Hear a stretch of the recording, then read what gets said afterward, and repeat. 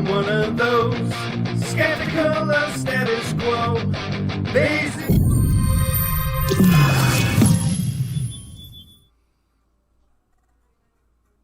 What? No, sorry to come at you looking like a bit of a mess. Life's crazy. I need to do something to get my mind off it, and I've had this thing rolling around in my head for forever, and I was looking at it a new way the other day. Anyway, I decided it might make a good video, and I need to not think about, floods, frankly, right now. So let's talk about prospects. Specifically, video I want to do today is about what does a good and a bad year look like. There are many ways to judge it. I'm not going to say there is an exact number or an exact stat you should have a player over or under. But at least kind of how I go about deciding if a prospect has done well in their rookie season versus doing bad. Now, obviously there are some players where it's pretty easy to identify they had a good season, like Justin Jefferson, but bad is very relative, and it can be relative to a number of different things: draft capital, draft expectation, age, the end of the league, whether they were injured, whether they had so many games, whether they had Julio Jones on the team. But I want to talk about a more generic average, in that what do most prospects do on average across several different stats before they go on to have multiple good seasons. Now, I've reached out to a few people, and one of them responded. So, shout out to Jordan. I've forgotten his Twitter handle, so I'm just going to move on with it. I'll put his YouTube thing in the description. But he said I should go back to basically working the database live instead of filming it and then have it in the corner, because, I don't know, he's better at this than me, so I'm just running with it. So we're going to do that today. So what I've got on the left of me here, that's an exaggerated it's a version of something I got in my NFL database that patrons have access to for the whole mega paywall of a full $1.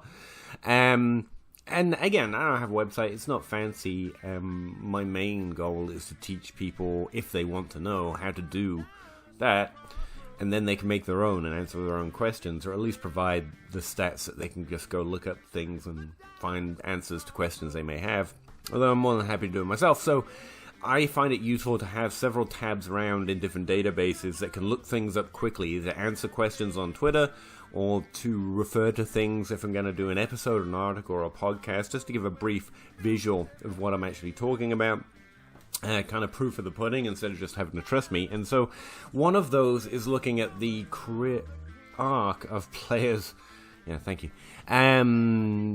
At different positions through certain different production levels with certain draft capital. So, on average, when do running backs peak? Now, the thing I'm always talking about is a fallacy of the average, because I spend so long looking at the average. It's important to remember that because it's an average, it means many players were below that number, and some players were well above that number, which means the number itself doesn't reflect what you should expect or what you want, but it's giving you an idea of what constitutes the prime meridian, the division line between a good and a bad season. And so let's just take a quick look at that, and then I'll show you something that I've been working on to try and improve it. So,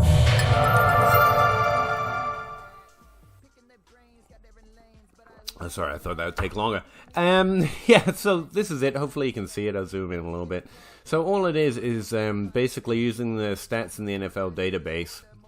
I just went across the main few that all exist at the very start of the database. They're all pushed up the front, even though they exist in their own rows and columns, because they're the ones I refer to the most often. So, opportunities, target share, expected points per game, fantasy points per game over expected, ADOT, yards per team attempt. Just, it's like 8 of them or whatever. And again, there's lots of more stats in here, but those are ones I just use as a quick reference for how the season went, or how the season's going, or if you just want to see the points per game of a particular player, you don't have to scroll across and find the relevant section. You can just use these quicker tabs up front. So I thought that would be a good place to start. And so when I'm in the career production tab, what I did, if I can, unfreeze this so I can scroll down, is just look at the average of players in their first year, second year, third year, fourth year. These are career years, basically. And at the top, I can stipulate whether it's a running back or since what year. Right now I've got it set to all players in their first, second, third, fourth, fifth, whatever year, since 2010. Drafted in the first 3 rounds, and RotoViz data uses the exact pick number, so, a little maths involved. If you want to use the first round pick, it's the top 32. Obviously 64, 96, you've got top 3 round players. And then a certain production level. So right now I've got it set to running back since 2010. Drafted in the first 3 rounds, went on to have at least 2 top 24 seasons. So a good boundary, but it's not like we're looking at players with multiple top 12 seasons, mainly because there's not that many of them, and I just wanted to start with a lower threshold. So that's what this table is, and you can see that, most running backs, kind of peak, and definitely seem to break out at a higher rate. Breakout, I've got separate videos on that, obviously, and a separate tab, obviously, to show when the breakout years actually are. That's over here, right? Yeah. Breakout year averages for wide receivers with their own thresholds. But we're into career arc right now, so ignoring that. And you can see the average peak of a running back with at least 2 top 24 seasons is between career year 2 and 4. But what about age? Yeah, I have one over here doing it by age 2. Shush. We're just looking at career year to keep it simple right now, okay?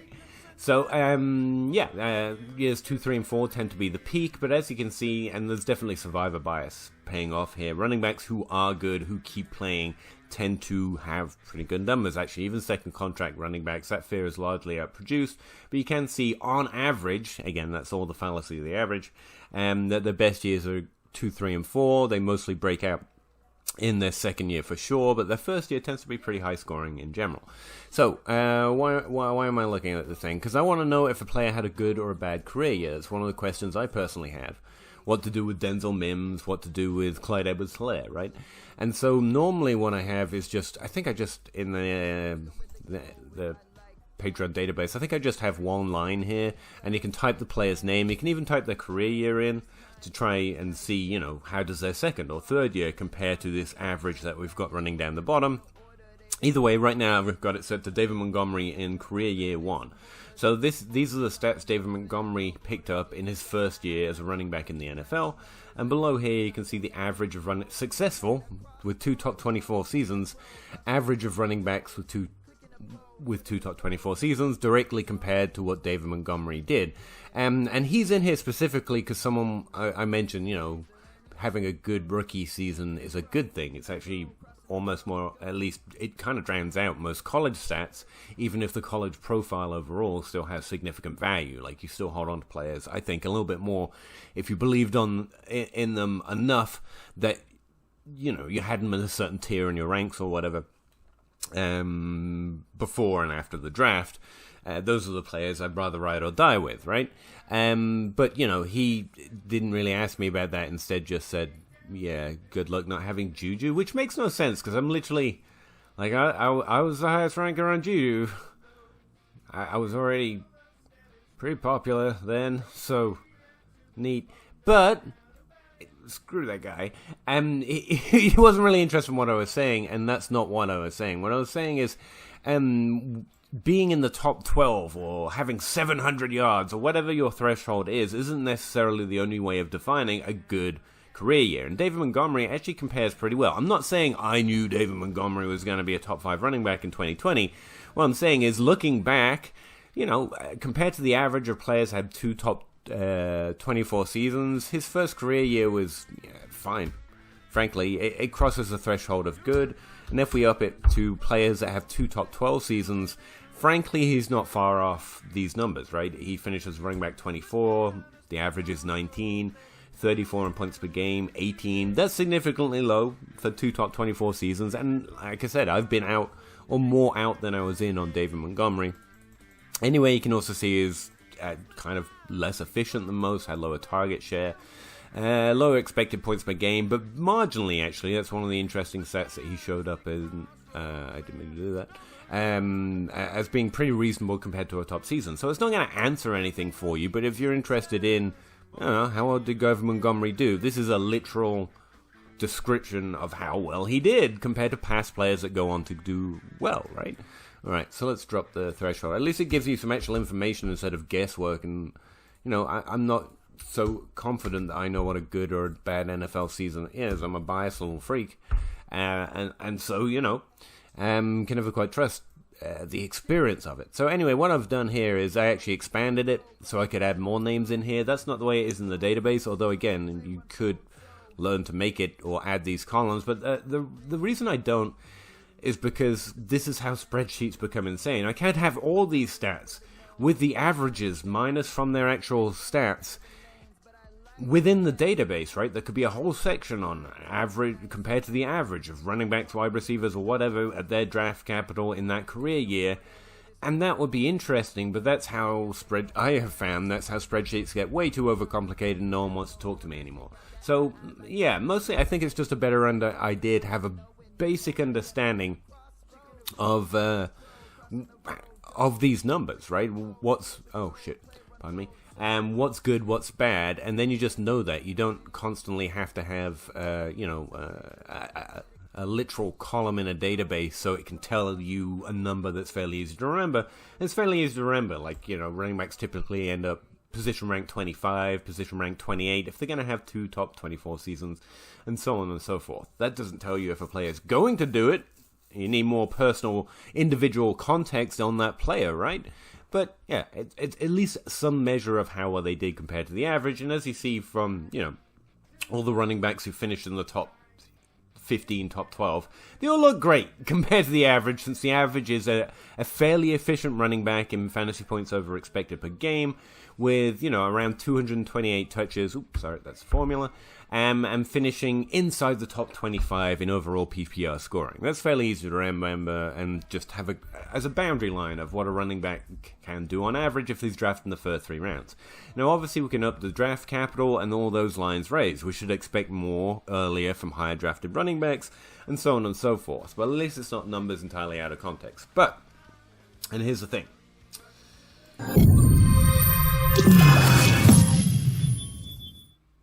While working on that, it struck me that it's still kind of out of context, right? And what I needed to do was look at how often is a player above or below that line, to know which stat, if any of those stats, are particularly important. I've been watching Bobby Koch at Reek Fantasy succeed for years, just having a yards threshold for rookies that he pays attention to for wide receivers.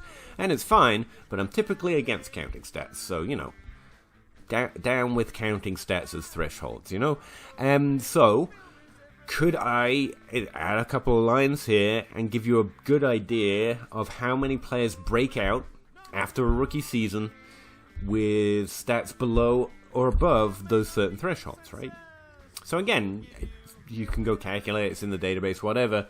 But I thought a video on explaining on how this thing is working, just in case it was too weird as it was. And also just a brief synopsis kind of a thing on, which stat a player's typically is a better indicator, if you will, of whether a running back's going to continue or tank, I guess would be the word. Now, obviously, when you're looking at David Montgomery, or which is too far past, or Antonio Gibson, oh, look, more Storm, fun. Antonio Gibson, these guys have already crossed a significant threshold. We know they had good or bad seasons, but what about DeAndre Swift, who's only running back 17, or Clyde Edwards-Helaire is running back 22, and everyone's now down on, even though they're still high on J.K. Dobbins, who finished lower, and so on and so forth. Or James Robinson, who literally is the only one who demolished these averages in this class, but still. So, what I ended up doing was literally adding those 2 lines. This line counts the number of running backs who succeeded or broke out after their rookie season, or at all for that matter, for at least 2 top 24 seasons below each of these stats. So 10, in other words, 10 running backs who finished outside the top 25 since 2010 went on to have 2 top 24 seasons without being running back 25 or above, or below. Whichever direction is positive. In other words, they were below this stat. Those are the hits that happened despite not crossing this threshold. A literal count, but obviously counts are also require a little more context. So what I did is I did the percentage of it in this group. All right, let's go back to it. So what did I find? I found actually that overall position rank is actually probably the best in terms of running backs with these thresholds through these years, whatever, is actually the best indicator, in that only 35% of running backs who broke out for 2 top 24 seasons actually finished outside running back 25 in their rookie year. For every other stat, the number is higher. So the next best case would be, let's see, 35, what is it, 42.9. Games played. Also opportunity score over here, which you can't see yet. Hang on. So what this little column is saying here is that 12 players, or 42% of running backs who had 2 top 24 seasons in their future, had an opportunity score below 46%. So 46% is a pretty decent line because, you know, less than 50% or less than 45% or only 42% of players broke out without crossing that line. Now, as you'll note, and it kind of struck me as kind of hard in the head, none of these numbers are particularly comforting. 35 is the best we have, so we're going to miss on 35% of running backs if we just used position rank. That's not great. But remember, this is each of these stats in and of themselves. Obviously, looking at some combination of them is going to create a better understanding of which running backs are more or less likely. Also, I did just want to point out that Clyde Edwards-Helaire does not have that problem. He is above all of them. He had a better opportunity share, had a better position rank, he had better expected points per game. He was slightly inefficient on a fantasy points per game over expected level, much like David Montgomery, I guess you could say, which is weird for a receiving back, but we also know he struggled with touchdowns in the 2020 season. And again, none of these averages should be taken out of context. You should consider the player, the team, and what they actually did in their specific season, and how they did it, instead of just going, above or below the line. That's the only thing that matters, especially when we consider that none of these stats, in and of themselves, really provide you much more than, you know, a pretty decent 30 to 40% miss rate, right? Alright, the other thing to note is one that has the least to say about whether a running back is going to go on to be successful, you know, as judged by having 2 top 24 seasons or less, is team position rank. It doesn't matter if you're a running back 1, 2, or 3 on your team in your rookie year. It doesn't matter. Now, who does that apply to? It could well apply to J.K. Dobbins more than most, since there was definitely much more of a committee there. In fact, most of these running backs kind of will score out as a running back 2 or 3 in overall PPR points, except for Jonathan Taylor and Clyde Edwards-Helaire, because of the way their seasons rolled out. But their per-game stats are good, their end-of-position ranks are also pretty good, and those are the things I would look at. Also notice that, you know, target share isn't going to help you because there are different kind of running backs, obviously. Either way, while this is a good synopsis, and I'm still going to keep looking at rookie seasons this way, and I do think the career arc is pretty interesting overall, it is worth noting that you can't rest, you know, whether you like or hate a player's rookie season based on a single stat, because frankly, at least 42% or at least 35% of players are actually going to break out without crossing any single one of these thresholds. Still, if you want the best indication, it's probably a player with decent volume, so, for example, over 228 touches, as just a prime meridian line, which actually gives you a literally 50% hit, 50% fail line, or you could look at expected points per game, which is slightly better, as always. Only 46% of players broke out after having lower than 12.3 expected points per game, and you're looking for some level of efficiency, which, again, is a problem for Clyde Edwards-Helaire. I don't think I care about that as much as most people, but players with volume and efficiency are kind of the signals of whether a player is more or less likely to break out, or whether they had a good or a bad rookie season. And to give you some idea of what good volume looks like at running back, 12 expected points per game is good volume, and, you know, any kind of fantasy points over expected per game with over 20 or 30 touches based on Blair Andrews' work is a good, efficient rookie season as well. So, yeah, those are numbers. Want to take a brief look for wide receivers? I guess that would be cool. Alright, and remember, this is all for running backs drafted in the first 3 rounds. Obviously, the lower drafted you are, the more those thresholds drop. Alright, so Let's take out some of these names here. So good averages, or averages at least, for wide receivers, and with 2 top 24 seasons. In their rookie season, they finished within rank 49 in total PPR points. I think even Denzel Mims hit that one just barely, maybe. Well, let's find out. Actually, what am I doing making things if I don't look? Denzel Mims. That's not how you spell Denzel Mims. God, I suck. Forgot the end. There we go. Okay, finished as wide receiver 107. Okay, he did not cross that threshold. Alright, how about target share, which is also a common one we like to look at a lot. 16% is a fairly decent average for wide receivers who go on to have successful careers in their rookie season. But remember, this is running wide receivers drafted within the first 3 rounds. And also, I find a lot of luck adjusting this by age, by the way. Someone like Denzel Mims, for example, came into the league a little older, and I find their career arcs tend to have a slower burn, in that they have lower early stats and tend to build into bigger roles as seasons progress, which seems to be counterintuitive to wide receivers that come in with more experience. But again, there you go. So yeah, that's that, I guess. Want to do yards? How long we got? We're 20 minutes in. We can add a yards column. Why not? We're out here grinding, right?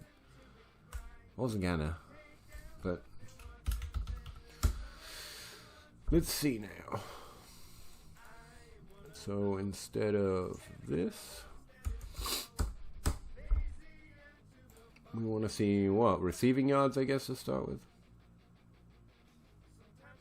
Passing yards? No. Do we have a total yards column? That'd be neat.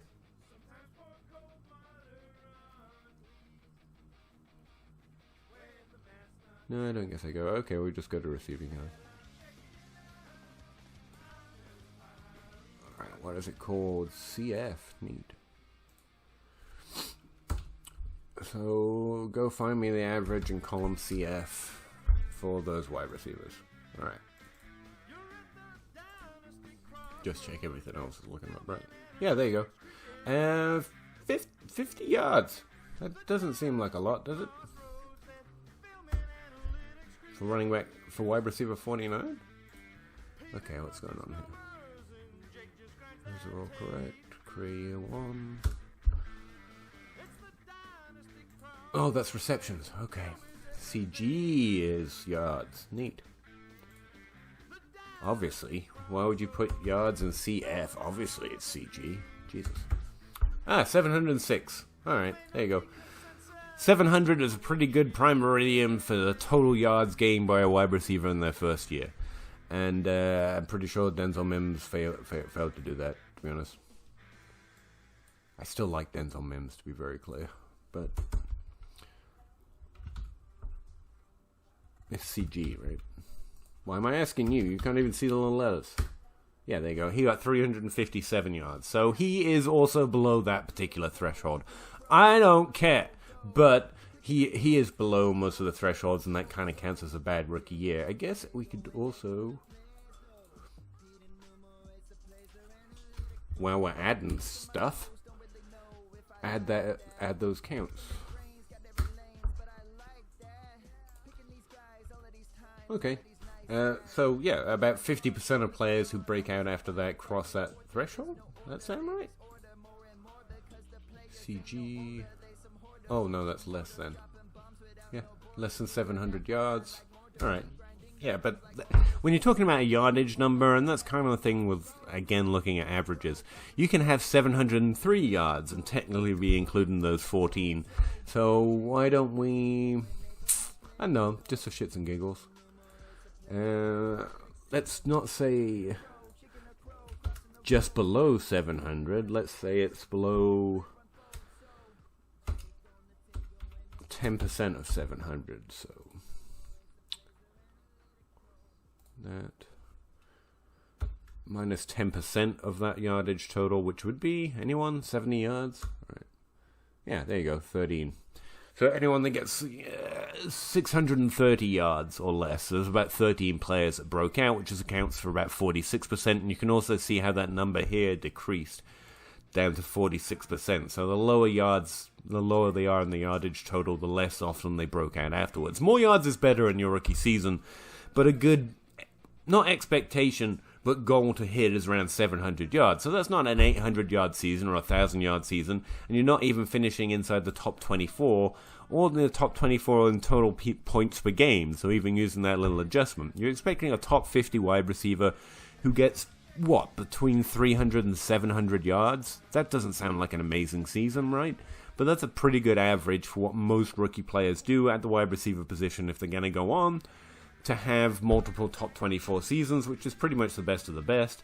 And remember, that's just for wide receivers drafted in the first 3 rounds, so you don't have any opportunity bias working there against you either. So yeah, anyway, I thought that would be interesting.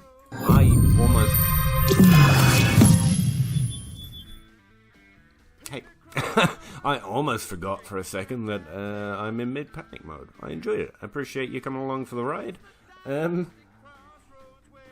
No, I hope you're happy, healthy, and safe at least. I appreciate you checking it out. Let me know if you didn't, or, what you think of this way of kind of gauging whether a rookie had a bad or a good rookie season. Again, I didn't run through a list of, I think this player had a good season, and I think that player had a good season, but you just saw, like reverse and pause if you want, I guess, what those averages are, and you know what the player you're interested in had, so you already know as much as I do about it, right? So, anyway, thanks again, I'm out of here, appreciate you, and talk to you next time. Keep grinding. Thanks. Do you have